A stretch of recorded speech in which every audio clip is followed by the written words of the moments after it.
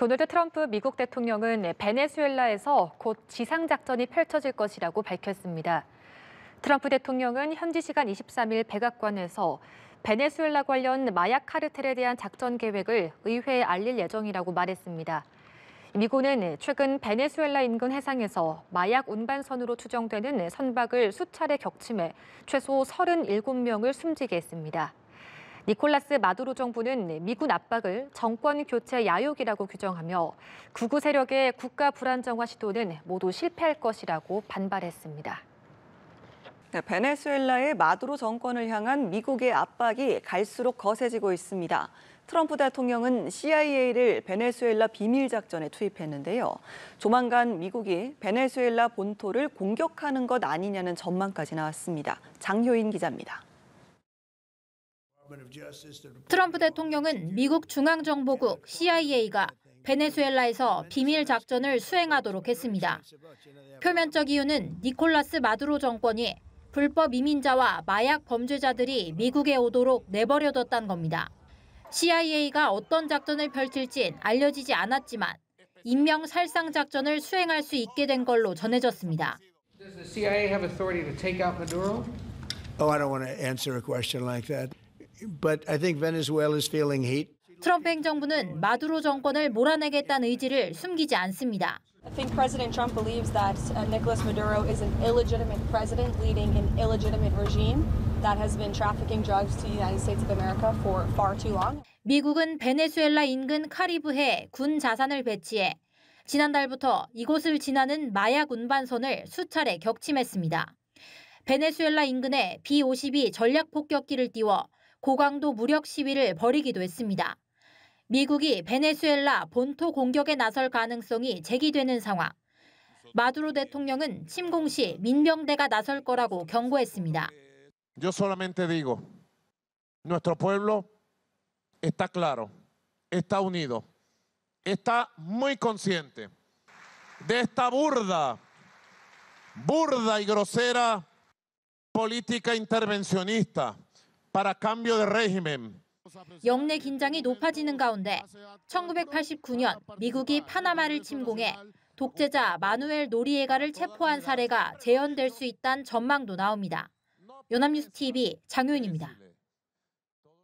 네, 국제부 연결해서 지구촌 소식 알아보겠습니다. 미국 연방정부의 일시적 업무 정지, 셧다운이 한 달 넘게 이어지고 있습니다. 곧 최장 기록을 새로 쓴다고 하는데요. 취재기자 연결해서 알아보겠습니다. 장효인 기자. 네, 지난달 1일 시작된 미국 연방정부 셧다운은 현지 시간 5일이 지나면 기존 최장 기록인 35일을 뛰어넘습니다. 공화당과 민주당 모두 서로를 향해 책임을 돌리고 있는데요. 의회가 예산안을 처리하지 않은 탓에 지난 1일부터 저소득층 가구의 식료품 구매비를 보조하는 스냅 프로그램이 중단됐습니다. 이 혜택을 받는 사람은 4,200만 명, 미국인 8명 중 1명꼴입니다. There was a 48% increase in demand that we've seen over the past 2 years since the pandemic, while at the same time you're seeing less food coming in from the federal government, and now we're seeing that's compounded by the SNAP benefits. 셧다운 초기에는 공공의료보험인 오바마 케어 보조금의 연장 여부가 쟁점이었지만 이제 저소득층의 밥상 민심이 최대 논쟁거리가 됐는데요. 미 연방지방법원은 스냅 보조금 지급을 즉각 재개하라고 했는데 그 시한으로 제시한 5일을 전후로 여야의 극적 합의가 가능할지 주목됩니다. 네, 그런가 하면 베네수엘라 인근 카리브해에서는 전운이 감돌고 있는데요. 미군이 또 마약선을 격침했다고요? 네, 그렇습니다. 현지 시간 1일 미군이 카리브해에서 마약 운반선으로 추정되는 선박을 격침해 3명이 사망했습니다. 피트 헤그세스 국방부 장관은 소셜미디어를 통해 이 선박은 잘 알려진 마약 밀수 항로를 따라 이동 중이었고 마약을 싣고 있었다고 했습니다. 그러면서 이들을 정확히 알카에다를 다뤘던 방식으로 취급할 거라고 경고했습니다. 트럼프 행정부는 베네수엘라에서 미국으로 유입되는 마약을 차단하겠다며 카리브해에 미군 함정과 전투기 등을 배치했습니다. 미국이 중남미에서 주요 좌파 정상으로 꼽히는 니콜라스 마두로 정권 교체를 목표로 군사 작전을 벌일 수 있다는 관측도 적지 않습니다. Is the administration considering strikes inside Venezuela? appreciate the question, but of course we would not share any amount of operational details of what may or may not happen. CNN은 트럼프 행정부가 9월 초부터 총 15번 마약선을 격침했고 64명이 사망했다고 전했습니다.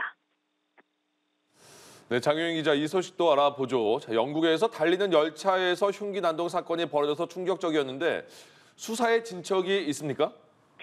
네, 현지 시간 1일 영국 케임브리지 인근을 달리던 열차에서 흉기 난동이 벌어져 10여 명이 다쳤다는 소식 전날 전해드렸는데요. 관련 브리핑이 있었습니다. British Transport Police declared a major incident yesterday, and counter-terrorism policing were initially supporting our investigation. However, at this stage, there is nothing to suggest that this is a terrorist incident.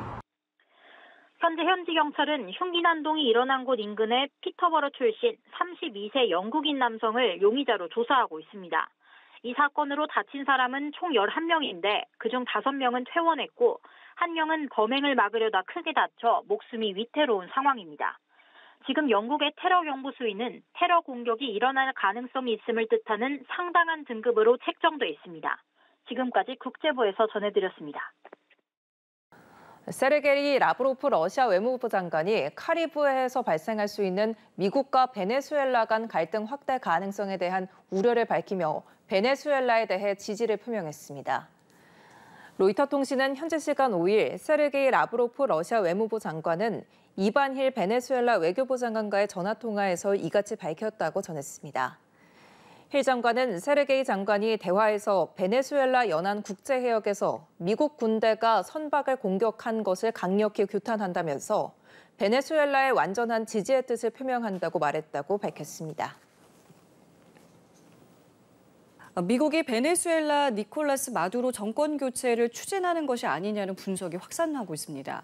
뉴욕타임스는 현지 시간 20일 트럼프 대통령이 마약 카르텔과의 전쟁을 선포한 뒤 베네수엘라 인근에 병력을 배치한 것은 마약 단속을 넘어서는 것으로 보인다고 보도했습니다. 미군은 카리브해의 핵 추진 잠수함 한 정을 비롯해 이지스 구축함 2척과 미사일 순양함 등 8척의 군함을 배치했고 마약 운반선 3척을 폭격했습니다. 군사 전문가들은 베네수엘라 정권을 목표로 한 군사작전 가능성도 있다고 분석했습니다.